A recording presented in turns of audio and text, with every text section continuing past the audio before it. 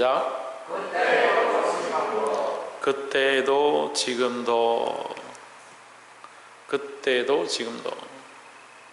그때도 하나님의 약속은 변함이 없었고, 그때에도 하나님의 말씀은 여전했고, 지금도 하나님의 말씀은 여전하고. 우리가 변하고 우리가 그 약속을 잊어버리고 하나님을 향한 믿음들을 자꾸 잊어버리는 것이지, 하나님은 여전하시다라는 겁니다. 제가 보니까요, 믿음이 없는 사람들은 잘 없어요. 믿음은 조금씩 다 가지고 있어요.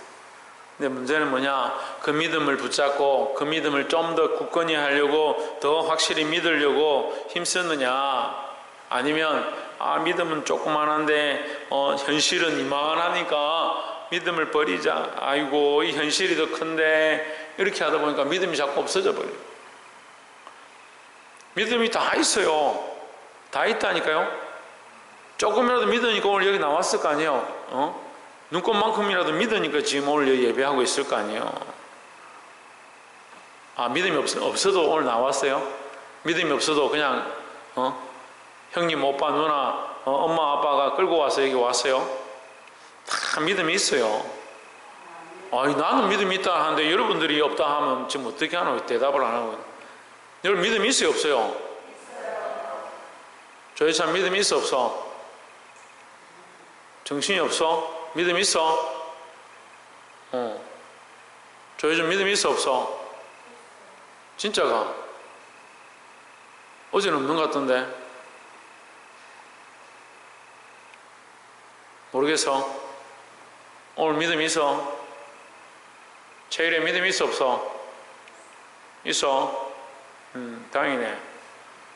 저희 믿음이 있어, 없어?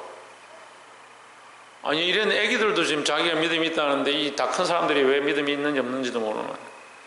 믿음이 있느냐 없느냐를 묻는 것이지, 많으냐 작으냐를 묻는 게 아니에요.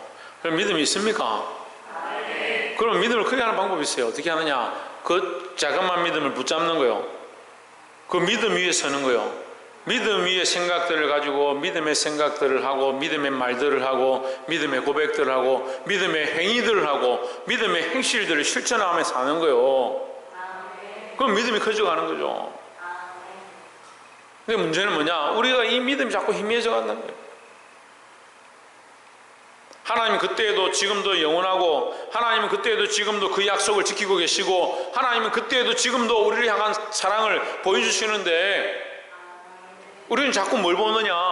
잠깐 살아가는 이 점과 같은 이 온 인류의 역사 가운데 점과 같은 우리가 그 하나님의 약속을 온 인류 가운데도 보여주셨고, 온 역사 가운데도 나타내 주셨고, 온 우주 가운데 하나님의 그 사랑의 역사가 너무나도 큰데, 우리는 점과 같은 인생이 그걸 못 믿는데.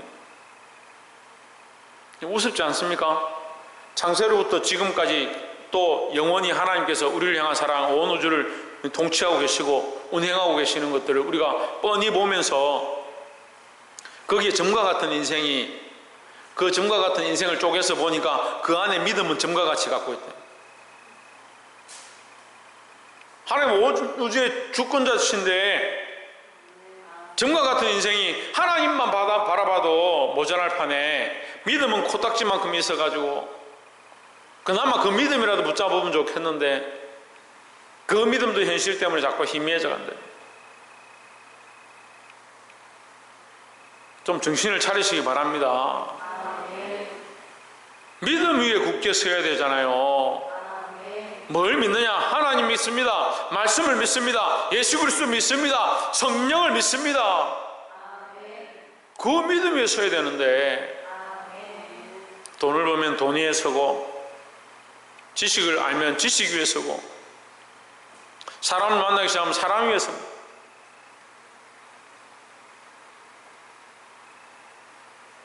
그게 우습잖아요.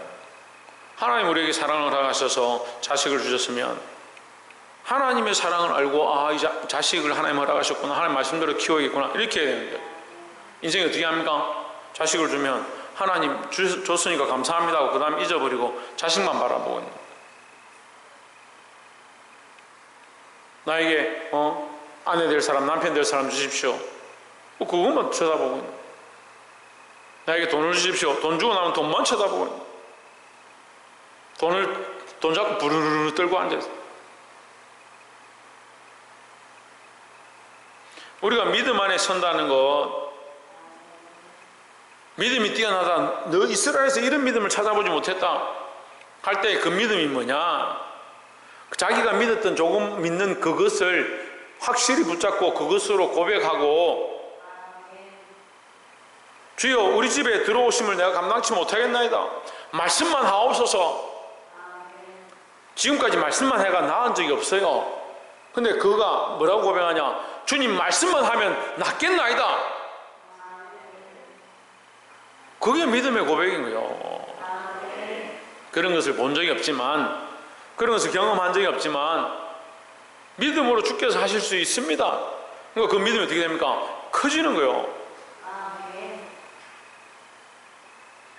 여러분 다 믿음이 있습니다. 그 믿음을 붙잡고 좀 타협하지 말고 믿음에 굳게 서시기를 주의 이름으로 축원합니다. 자, 그때에도 지금도라고 했는데, 그때는 옛날을 얘기하는 것이고 지금은 현재를 얘기하는 겁니다. 그때에도 지금도 어디를 향하고 있냐? 미래를 향하고 있습니다. 하나님의 약속을 기다리고 있습니다. 이 에스겔서에서 말하는 그때는 언제냐? 지금부터 한 2600년 전입니다. BC 570년경이니까 이스라엘 백성들이 포로로 잡혀가서 어려움을 당하고 이스라엘 나라가 깨어져 있을 때 하나님께서 그들에게 약속의 말씀을 주십니다. 내가 너희를 회복케 할 뿐만 아니고 새로운 나라를 만들 것이다. 새로운 나라를 만드는데 지금 왕은 이런 땅을 얻고 레위는 이런 땅을 얻고 이렇게 얘기를 하는 거예요. 그렇게 하면서 23절에 보시면 그 나머지 모든 지파는 동편에서 서편까지는 베냐민의 분깃이요, 24절에 베냐민 지파 다음으로는 동편에서 서편까지는 시몬의 분깃이요, 이렇게 하면서 그들에게 분깃에 그들의 몫을 기록하고 있습니다. 그들이 얻을 땅들을, 지파별로 얻을 땅들을 기록하고 있는데, 우리가 이 에스겔 48장은요 어떻게 보냐면 약속의 말씀을 봅니다. 약속의 말씀을 보는데, 신약에서 약속의 말씀은 계시록이죠.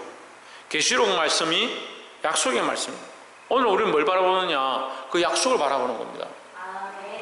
애굽에 살아가고 그 포로생활을 하던 이스라엘 백성들이 뭘 바라보느냐? 가나안 땅을 바라보고 하나님의 약속을 바라보고 믿음으로 살았습니다. 이 에스겔 시대 때 에스겔의 기록을 따라서 그 성소에서 물이 흘러나와 생명의 강이 되어지고 사람들이 살아날 것들을 꿈꾸는 그 환상을 하나님 보여주셨습니다. 이 48장에 뭘 하느냐? 내가 새 예루살렘을 만들겠다. 하나님께서 그 약속을 주시는 거예요. 이 에스겔서 48장이 요한계시록 21장, 22장에서 말하는 그 계시록의 말씀과 연결되어 있습니다. 우리가 하나님 나라를 소망하게 하는 거죠. 하나님은 이 약속을 변하지 아니하시고 여전히 역사하고 약속하고 이루어가고 있는 줄 믿습니다. 그래서 독생자 예수 그리스도를 보내신 거예요. 그를 믿는 자마다 뭘 하러?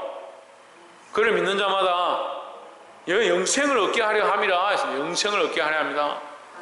하나님은 이 일을 이루고 계시는 거예요. 그 하나님의 약속은 그때나 지금이나 변함이 없습니다.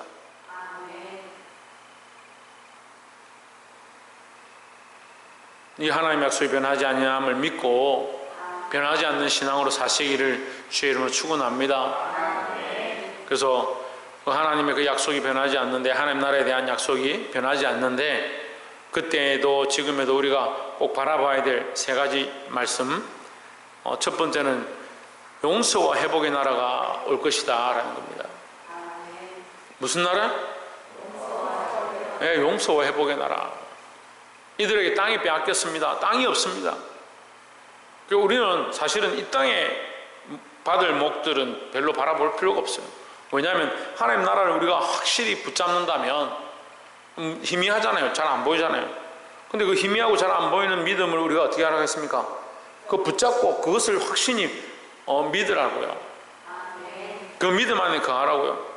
그래서 내가 지금 이 땅의 목, 이 땅의 값, 이 땅의 돈, 이 땅의 재물, 그것보다 하나님께서 새롭게 주실 그 나라에서 들어가서 얻게 될 그 목, 그것을 바라봐야 되는 거예요. 지금 12지파에 대해서 그들의 몫을 말하는 겁니다. 우리도 하나님 나라에 들어가서 받게 될, 얻게 될 유업이 있는 줄 믿습니다. 그 유업이 있고 기업이 있고 상급이 있는 거예요. 그래서 자꾸 이 땅의 것들을 바라보니까 이 땅의 것들을 놓을 수가 없는, 포기를 못하는 거예요. 그래, 이해가 안 됩니다. 나이가 들어서 돈이 많이 필요하다. 돈이 많이 필요하죠. 그래, 돈이 없으면 자식들이 무시하잖아. 그렇죠. 근데 우리는 뭘 바라봐야 됩니까? 하나님 나라를 바라봐야 되잖아요. 그래서 제가 돌아가신 분들 많이 봤는데 처리를 못하고 가는 사람이 많아요. 지금 우리나라가 오래 살다 보니까 자식들이 부양의 일을 저버리는 경우들이 많이 있습니다. 그 나이가 드시니까 마지막에 처리를 잘 못하는 거예요. 돈이 어디 있는지. 그러니까 김치냉장고에 1억씩 붙여가지고 보내주고 그렇죠. 제가 물론 바라고 하는 것은 아니었는데 계속 이렇게 하다 보니까 코로나 시대가 되니까 이게 바깥 활동들이 자유롭지 못하는 거예요. 그렇게 하다 보니까 이게 어떻게 되냐면 나이 드신 목사님들을 제가 이렇게 케어를 하게 됐습니다. 케어라는 게 가서 뭐 청소하고 이렇게 하는 건 아니지만 어쨌든 가서 이렇게 돌보고 하는 일들을 자연스럽게 하게 됐습니다.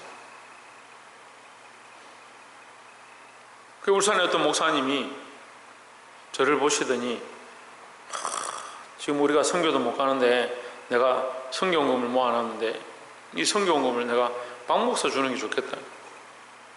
박 목사 정말 선교사 같다. 저보고 선교사 같대요. 선교하러 안 나갔는데 선교사 같대요. 그러면서 자기가 돈 모은 걸 저한테 주는 거예요. 제가 돈 달라고 그랬습니까? 제가 돈이 필요하다 했습니까? 저는 그런 말 한 적이 한 번도 없습니다. 오히려 저희 돈을 내서 그분들 섬기고 도와드리고 이거 봉사하고 했는데 저한테 선교원금을 주면서 자기가 선교를 위해서 모아놨다면 주는 거예요.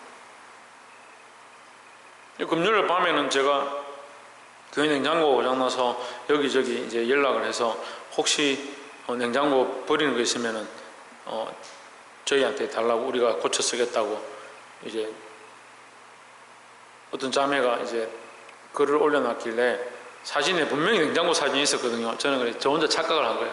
냉장고를 바꿨나 이래가지고 내용을 다 읽어봤어야 되는데 그러니까 냉장고를 보러 갔다가 진공청소기만 사왔는데 저는 냉장고 바꾼 줄 알고 연락을 합니다.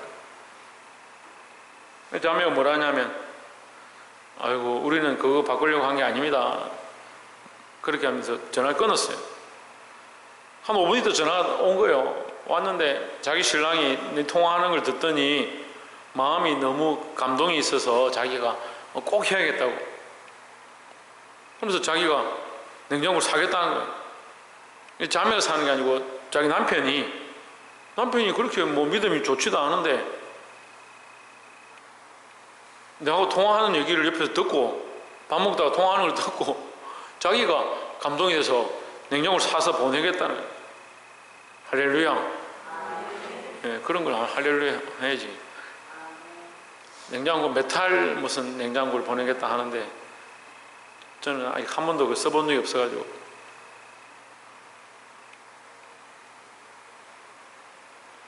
하나님의 약속이 이루어지는 일들을 우리가 보아야 되는 겁니다. 여러분 이 땅의 것들을 바라보면 이 땅의 것만 받고 끝나는 거예요. 근데 저는 여러분에게 뭘 보여주고 있냐면 뭘 말하고 있냐면요 제가 잘났다는 걸 말하는 게 아니고 우리가 믿음으로 사니까 하나님 내게 필요한 것들을 공급해 주실 뿐만 아니고 제가 필요한 것을 공급함을 받는다고 해서 제가 상급을 받은 것이냐 우리가 믿음으로 산 것에 대한 상급을 받은 것이냐 여러분 점검해 봐야 돼요. 제가 이 필요한 것 공급해 주십시오 이 상급 내게 지금 이 땅에 주십시오 한 게 아니잖아요. 하나님 알아서 내게 채워주신 거잖아요. 그럼 제가 받을 상급 어디 있는 겁니까? 하나님 나라에 있는 거죠. 그러니까 내 생에서 받고 금생에서도 받는 거예요. 이 땅에서도 하나님 주신 은혜를 받고 하나님 나라에 받을 상급 또한 있는 거예요. 그런 원리와 믿음으로 살아야 되는데 자꾸 이 땅의 것만 구하다 보니까 뭘 못 얻냐 하나님 나라의 소망이 자꾸 희미해져 가는 거예요. 지금 주님께서 주실, 하나님께서 주실 이 영원한 상급, 이 회복과, 용서와 회복인데 회복을 받으시길 바랍니다. 용서는 뭐냐면 이 시몬 지파에 대한 얘기예요. 48장 24절에 시몬이 나오는데, 시몬은요 모세의 축복 기도에서 제외됐습니다. 모세가 지파들을 위하여 마지막 유언을 하면서 12지파를 가나안 땅까지 데리고 와서 그 앞에서 축복할 때에 시몬을 빼버립니다. 왜 뺐냐? 민수기 25장에서 무슨 사건이 있냐면, 발람이 이 모압 여인들을 발락에게 모압 여인들 아름답고 예쁘니까 그 여자들을 이스라엘 백성들한테 보내가지고 광야 생활을 지쳤는데 꼬셔라, 유혹을 해라.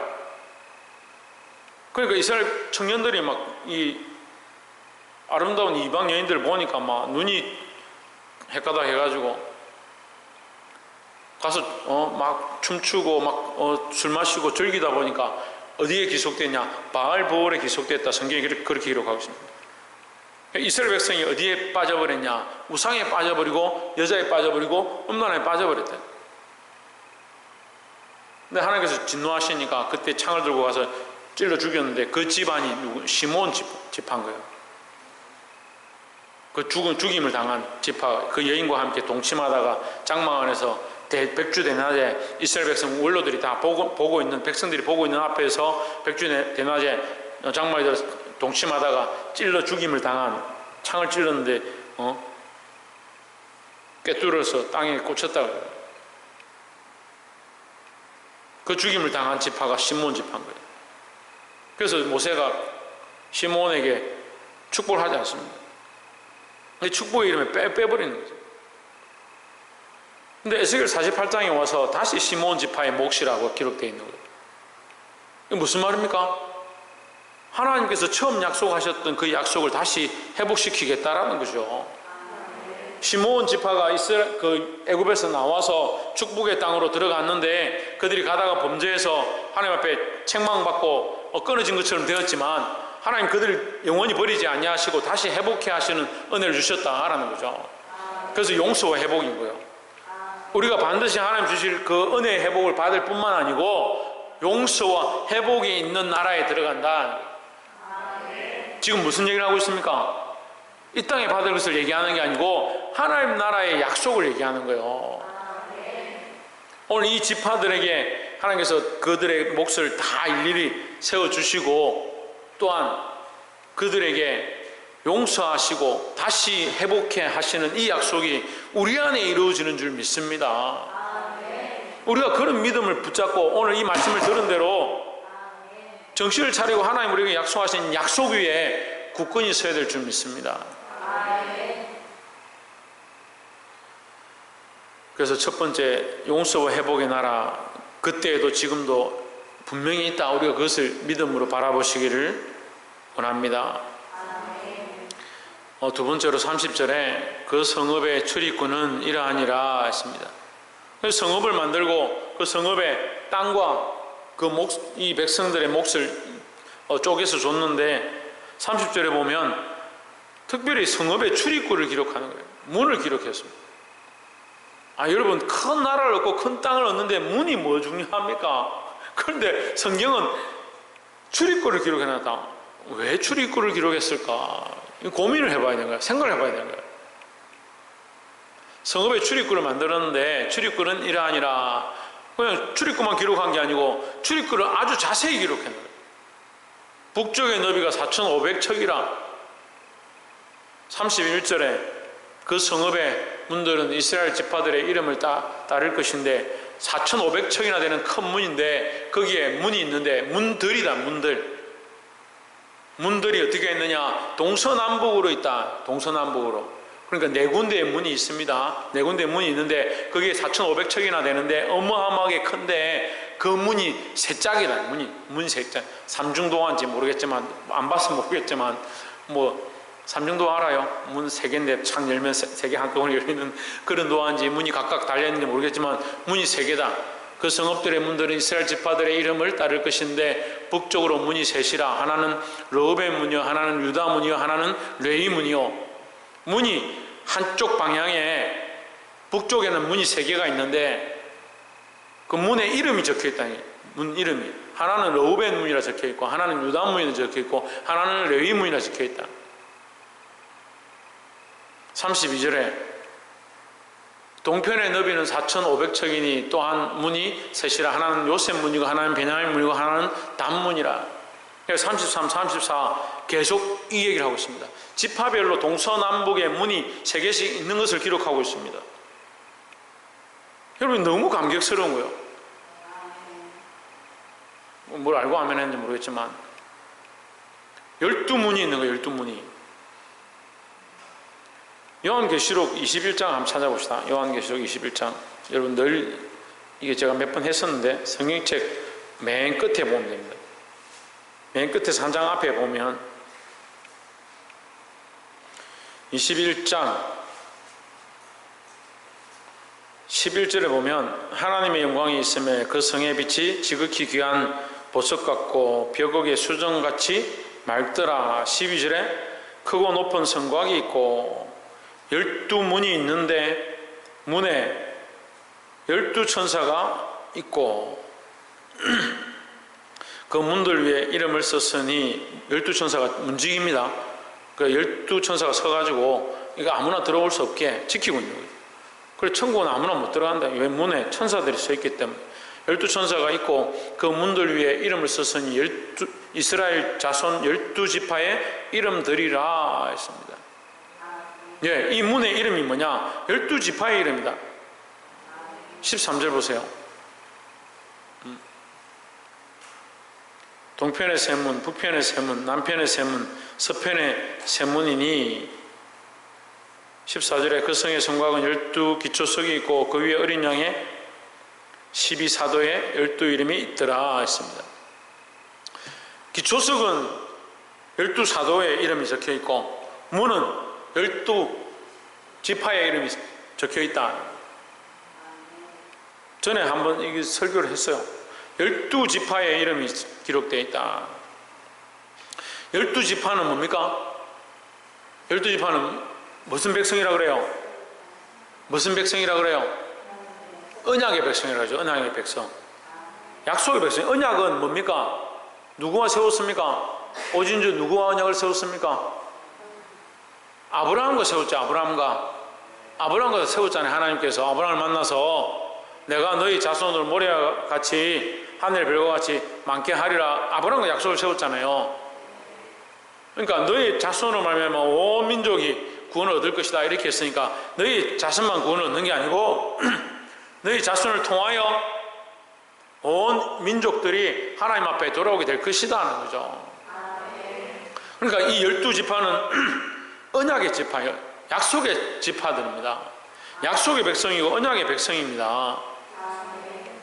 그러니까 12문을 통해서 들어오는 겁니다. 12문을. 12문에 이름이 있는데 르우벤 문이 있습니다. 르우벤 문을 통하여, 르우벤의 후손을 통하여 믿는 자들이 글로 들어오는 거예요.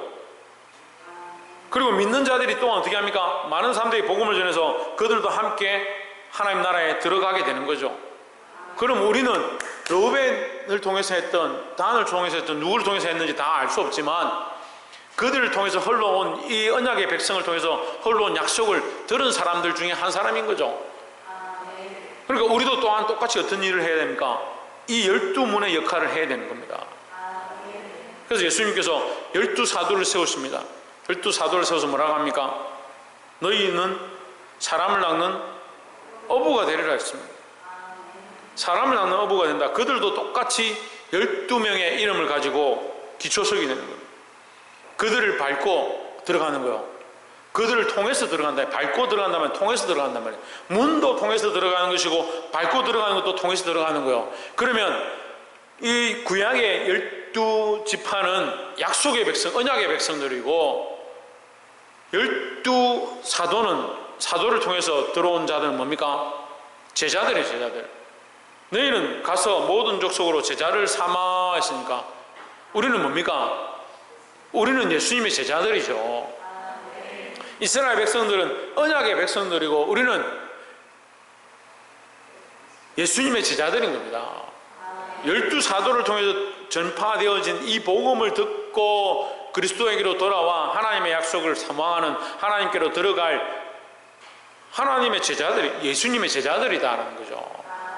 그러니까 복음을 통해서 흘러간 것, 그리고 언약을 통해서 흘러간 것, 이것이 그 기초 위에 세워진 문들. 그래서 우리는 그럼 뭘 해야 되냐? 말씀도 어려운데 우리가 뭘 해야 됩니까? 우리도 또한 이 문의 역할을 하고 이 기초 속의 역할을 해야 된다라는 겁니다. 내가 가정 가운데 있다면 내 가정을 복음의 기초 위에 세워가고 구원의 문으로 인도하는 그런 역할을 감당하는 자가 되어야 되지.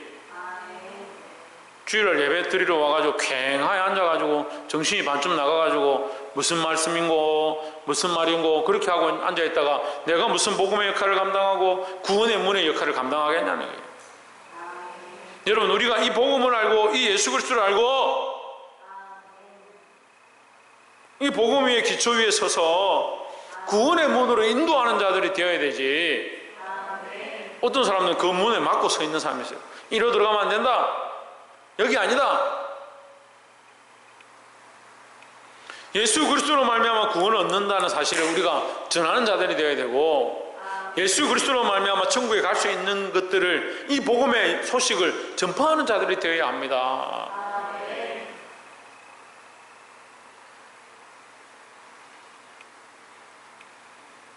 언약을 통하여, 복음을 통하여 하나님 나라에 들어가는 것처럼 우리가 이 12문에 12지파의 이름이 기록된 것처럼 우리가 이 문의 역할을 감당하고, 전에도 말씀드렸는데 저희 집안에 예수 믿는 사람 아무도 없는데 제가 예수 믿었습니다.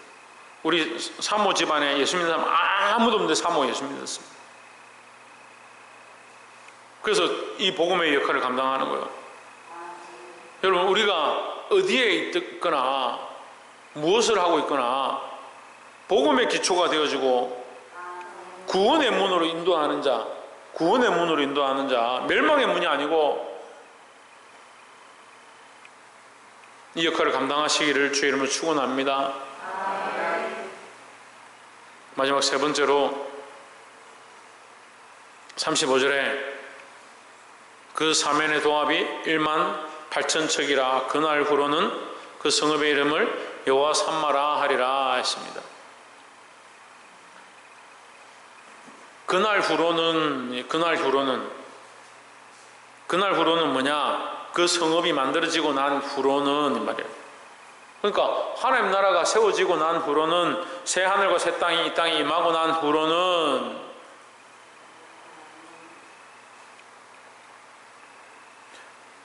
그 성읍의 이름을 여호와 삼마라 하리라 했습니다.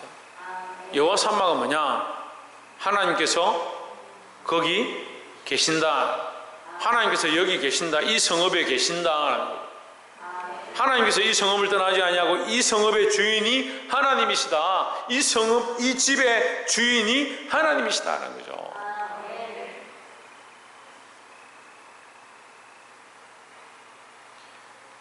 계시록 22장에서 하나님께서 그들에게 함께 하시고 그들의 빛이 되셔서 빛이 되시니 해와 달이 필요 없더라. 해와 달과 별이 필요 없다. 이렇게 말씀하죠. 하나님께서 영원히 그들에게 비친다. 이제 더 이상 밤이 필요 없다. 밤이 없어졌다는 거예요. 왜? 하나님이 그들과 함께 하시니까.